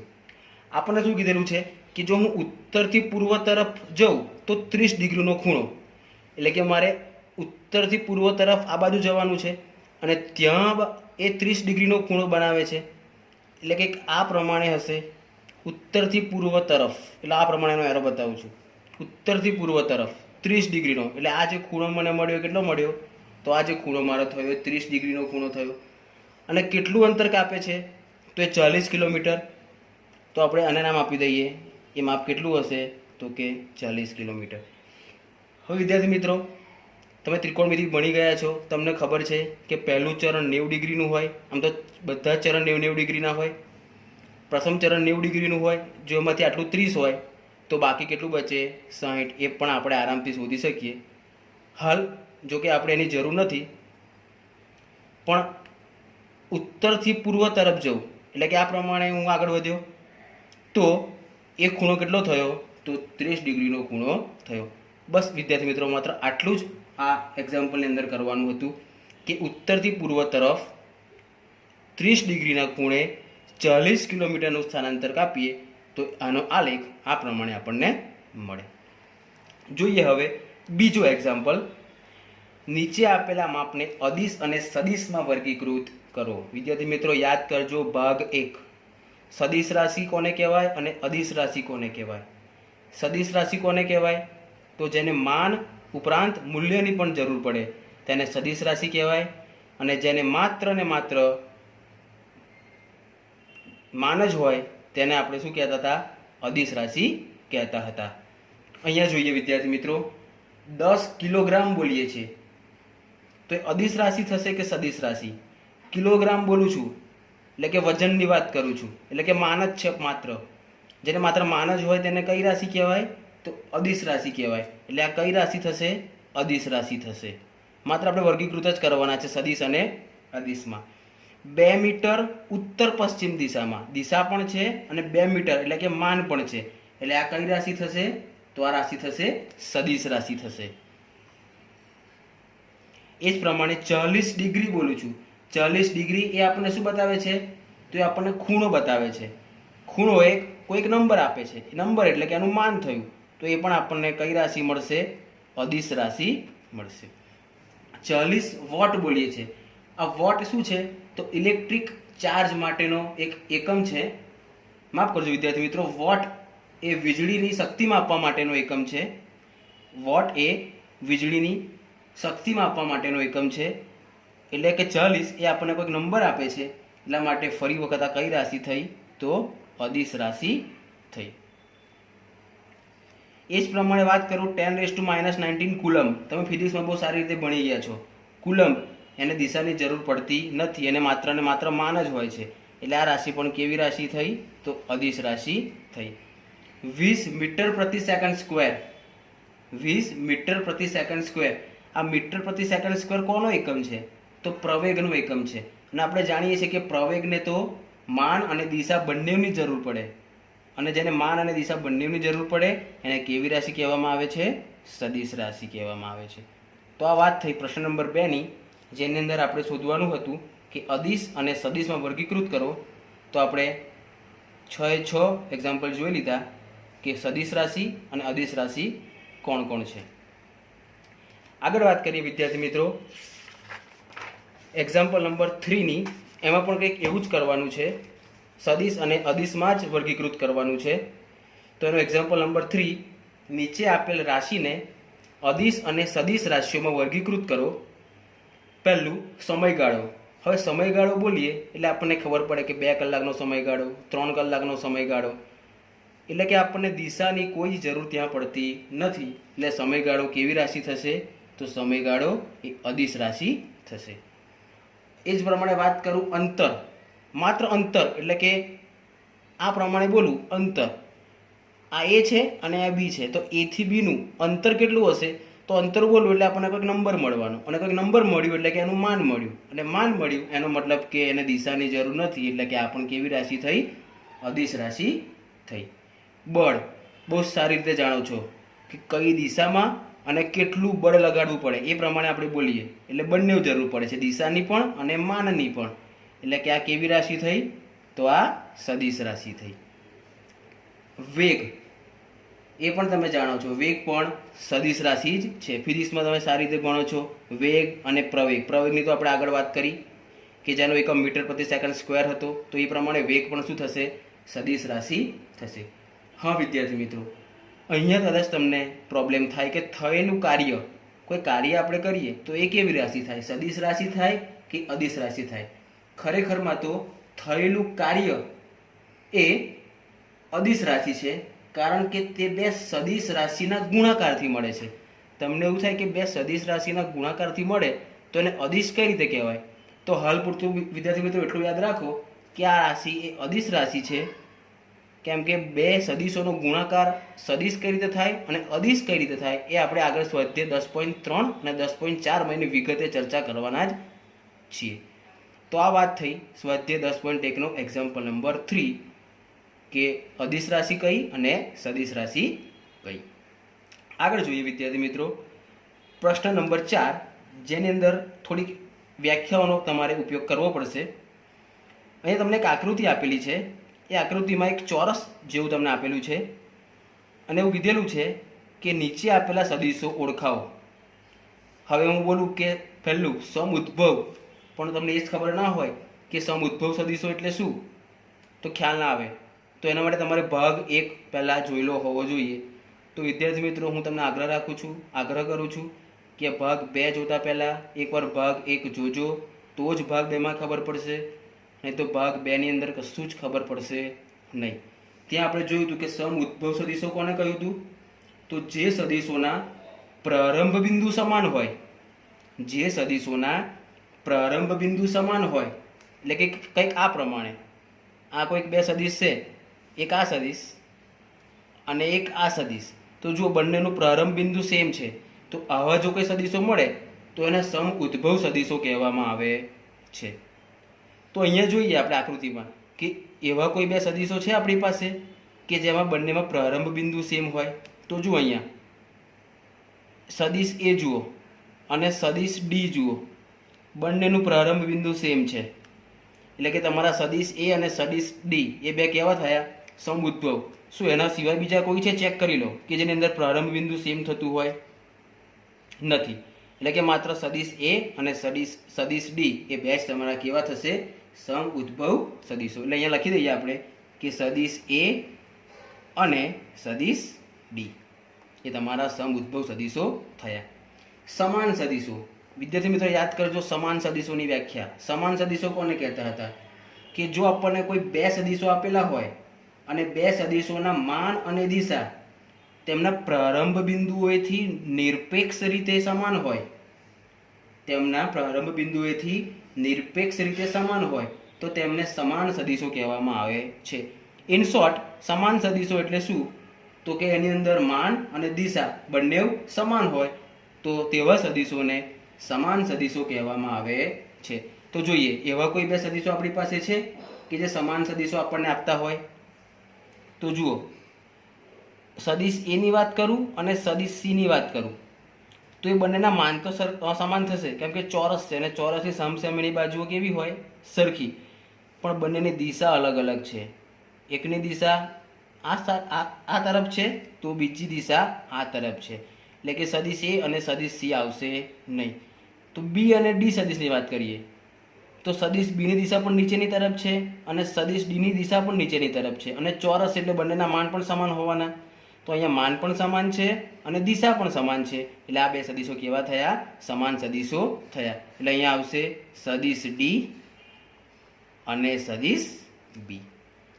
હવે ત્રીજું, સમરેખ હોય પરંતુ સમાન ન હોય તેવા સદિશો કોને કહેવાય?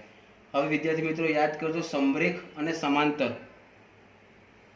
સમરેખ અને સમાંતર આપણે આગળ ભાગ 1 ની અંદર કીધું હતું કે આ ચેપ્ટર પૂરતું માત્ર તમારે સમરેખ અને સમાંતર એક જ છે એવું લઈને આગળ ચાલવાનું છે. કારણ કે સમરેખ માટે જે નિયમો લાગુ પડે છે એ બધા જ નિયમો સમાંતર માટે પણ લાગુ પડે છે. એટલે આ ચેપ્ટર પૂરતું વિદ્યાર્થી મિત્રો આપણે કીધું હતું કે સમરેખ અને સમાંતર આપણે એક જ લઈને આગળ વધીશું. અહીંયા તમને શું પૂછે છે? સમરેખ હોય પરંતુ સમાન ન હોય. સમાન ન હોય એટલે આપણે ઉપર જ જોઈ ગયા. સમાન હોય એવું કોને કીધું? કે દિશા અને માન બંને સમાન હોય તો એવા સદિશોને સમાન સદિશો કહેવાય. તો સમાન ન હોય એનો મતલબ કે બેમાંથી કોઈ પણ એકનો મતલબ કાં તો દિશા સમાન ન હોય કાં તો એનું માન સમાન ન હોય. તો એવા જ સદિશો છે એને સમાન સદિશો ના કહેવાય. તો આપણે અહીંયા પૂછે છે કે સમરેખ હોય પરંતુ સમાન ન હોય એવા સદિશો કયા કયા? તો અહીંયા જુઓ, સદિશ એ અને સદિશ સી. મેં તમને હમણાં જ કીધું કે સમરેખ બોલો કે સમાંતર બોલો બંને આપણે એક જ લઈને ગણવાનું આગળ વધવાનું છે. સમરેખ એટલે કે એક જ લાઈનમાં આવેલા હોય અને સમાંતર એટલે કે એકબીજાની એક્ઝેક્ટ સામસામે હોય પણ આગળ જતાં એ ક્યાં એકબીજાને કટ કરતા ન હોય. તો અહીંયા જુઓ, સમાંતર કે સમરેખ, અહીંયા આપણે વાત કરીએ છીએ લખેલું સમરેખ છે પણ ખરેખરમાં સમાંતર છે, પણ આપણે બંનેને એક જ લઈને આગળ ચાલવાનું છે. એટલે સદિશ એ અને સદિશ સી જુઓ ખરેખરમાં સમરેખ તો છે એટલે કે સમાંતર તો છે પરંતુ સમાન નથી, કેમ કે બંનેના માન સમાન છે, કેમ કે ચોરસ છે એટલે સામસામેની બાજુ સરખી હોય પણ દિશા વિરુદ્ધ છે. એટલે કે સદિશ એ અને સદિશ સી તમારો જવાબ થયો કે જે સમરેખ છે પરંતુ સમાન નથી. એટલે જવાબમાં આવશે સદિશ એ અને સદિશ સી. હવે વિદ્યાર્થી મિત્રો તમારો છેલ્લો પ્રશ્ન જે બહુ જ જરૂરી છે. જો તમે આગળની બધી જ થિયરી સમજ્યા હશો તો જ તમને ખ્યાલ આવશે. સ્વાધ્યાય 10.1 એનો પ્રશ્ન નંબર 5, નીચે આપેલ વિધાનો સત્ય છે કે અસત્ય તે જણાવો. માત્ર તમારે સત્ય કે અસત્ય જ જણાવવાનું છે. પહેલું કે સદિશ એ અને માઇનસ સદિશ એ સમરેખ સદિશો છે. તો શું આ વિધાન સત્ય છે કે અસત્ય? તો વિદ્યાર્થી મિત્રો આ વિધાન એક સત્ય વિધાન છે. તમને થાય કઈ રીતે? શું કહે છે કે સદિશ એ અને માઇનસ સદિશ એ સમરેખ છે. હવે સદિશ એ હું આ પ્રમાણે લઉં, સદિશ એ કોઈક આ પ્રમાણે લીધો, આ મેં કોઈક લીધો સદિશ એ અને માઇનસ સદિશ એનો મતલબ શું કે એની દિશા વિરુદ્ધ હશે. તો શું એ સમરેખ હોઈ શકે? સમરેખ એટલે એક જ લાઈનમાં આવેલા હોય. તો આ સમરેખ લીધા પણ એની દિશા મેં કેવી કરી નાખી? વિરુદ્ધ દિશા. એનો મતલબ કે આ સદિશ કયો થઈ ગયો? તો માઇનસ સદિશ એ. એટલે કે સદિશ એ અને માઇનસ સદિશ એ બંને સમરેખ છે તો કે હા, વાત સાચી છે, એટલે આપેલું વિધાન કેવું થયું? સત્ય વિધાન થયું. આપણે એવું પણ કીધું કે સમરેખ બોલવું કે સમાંતર બોલવું બંને એક જ વસ્તુ છે, તો એ પણ વાત સાચી. તમે આ પ્રમાણે પણ લઈ શકો. આ તમે વાત જે કરી એ સમરેખ પ્રમાણે કરી, પણ મેં તમને કીધું કે સમરેખ માટે જે નિયમો લાગુ પડે સમાંતર માટે પણ પડવા જોઈએ. તો ચેક કરી લઈએ. તો આ પ્રમાણે હું કોઈક સદિશ લઉં એ, અને સમાંતર કીધું છે એટલે એક્ઝેક્ટ એની નીચે, એની સામે, પણ એની દિશા કેવી લેવાની? વિરુદ્ધ. તો આ સદિશ એ થાય, તો આ કેવું થાય? માઇનસ સદિશ એ. તો જુઓ, એ અને માઇનસ એ સમરેખની જગ્યાએ સમાંતર બોલું તો એ વાત પણ સાચી છે, એટલે આપેલું વિધાન કેવું છે? સત્ય વિધાન છે. બીજું, બે સમરેખ સદિશો હંમેશા સમાન માનવાળા સદિશો હોય છે. બીજી વખત વાંચું વિદ્યાર્થી મિત્રો, બે સમરેખ સદિશો હંમેશા સમાન માનવાળા સદિશો હોય છે. શું આ વાત સાચી છે કે ખોટી? વિદ્યાર્થી મિત્રો, આ અસત્ય વિધાન છે. કારણ કે જો બે સમરેખ સદિશો લઉં તો એ હંમેશા સમાન માનવાળા જ હોય એવું જરૂરી નથી. બે સમરેખ સદિશો આપણે ઘણી બધી રીતે લઈ શકીએ. હું આ પ્રમાણે કોઈક સદિશ લઉં છું અને એની ઉપર જ કોઈક બીજો સદિશ લઉં છું. આખો જે છે એને માની લઉં છું કે સદિશ એ છે. આટલો જે છે એ મારો સદિશ કોઈ એ છે. આટલો જે છે એ મારો કોઈક સદિશ બી છે. હું માની લઉં કે આનું માપ 5 છે જ્યારે આનું માપ 4 છે. તો જુઓ, સદિશો સમરેખ તો છે, પરંતુ એનું માન સમાન નથી.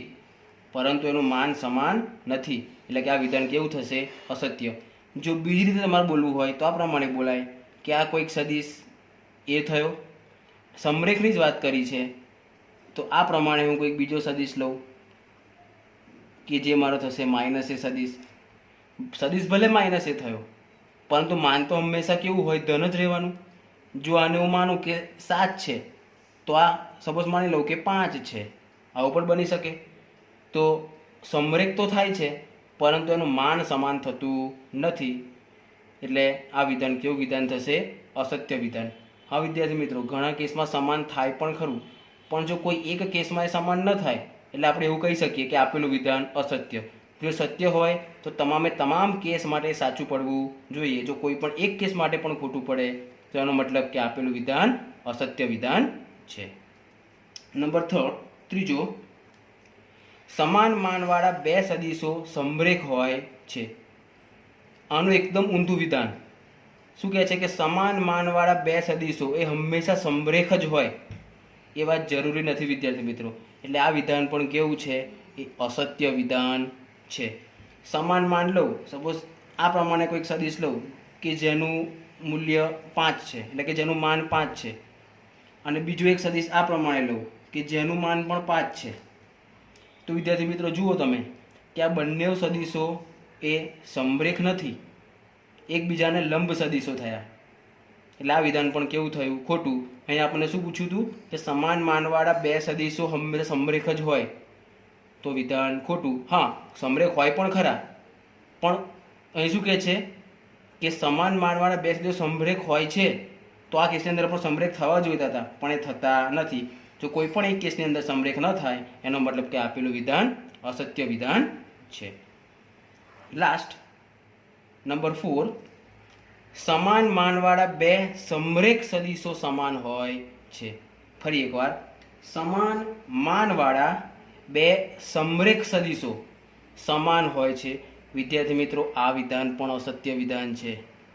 કારણ કે સમાન માનવાળા બે સમરેખ સદિશો હંમેશા સમાન હોય તેવું જરૂરી નથી. સમાન માનવાળા બે સદિશો સમાન માનવાળા બે સમરેખ સદિશો હંમેશા સમાન જ હોય એવું જરૂરી નથી. ફોર એક્ઝામ્પલ, હું વાત કરું કે આ કોઈ સદિશ એ જેનું માન લઈ લઉં છું 5, અને આ કોઈક સદિશ લઈ લઉં છું આ બાજુ માઇનસ એ જેનું માપ પણ લઈ લઉં છું 5. તો સમાન માન એટલે માન તો બંનેનું સમાન થયું, તો બે સમરેખ સદિશો સમાન. તો જો આ બંને સદિશો સમરેખ તો છે પણ સમાન નથી. કેમ? કારણ કે બંનેની દિશા અલગ અલગ છે. એક ડાબી બાજુ છે તો એક જમણી બાજુ છે. એટલે કે બંનેનું માન તો સમાન છે પણ દિશા સમાન નથી. સમાન સદીશો કોને કહેવાય? આપણે ઉપર જ જોઈ ગયા કે જેનું માન અને દિશા બંને સમાન હોય તેવા સદીશોને સમાન સદીશો કહેવાય. પણ અહીંયા દિશા વિરુદ્ધ છે, એનો મતલબ કે આ વિધાન પણ કેવું થયું? કોઈ પણ એક કન્ડિશન ખોટી પડે સમાન વ્યાખ્યાની વ્યાખ્યા માટે, એટલે કે આ વિધાન પણ કેવું થયું? અસત્ય વિધાન થયું. તો અહીંયા વિદ્યાર્થી મિત્રો સ્વાધ્યાય 10.1 પણ આપણે કમ્પ્લીટ કર્યું. હવે આગળના ભાગની અંદર આપણે આનાથી આગળ પ્રકરણ નંબર 10નો વિગતવાર અભ્યાસ કરીશું. જય હિન્દ.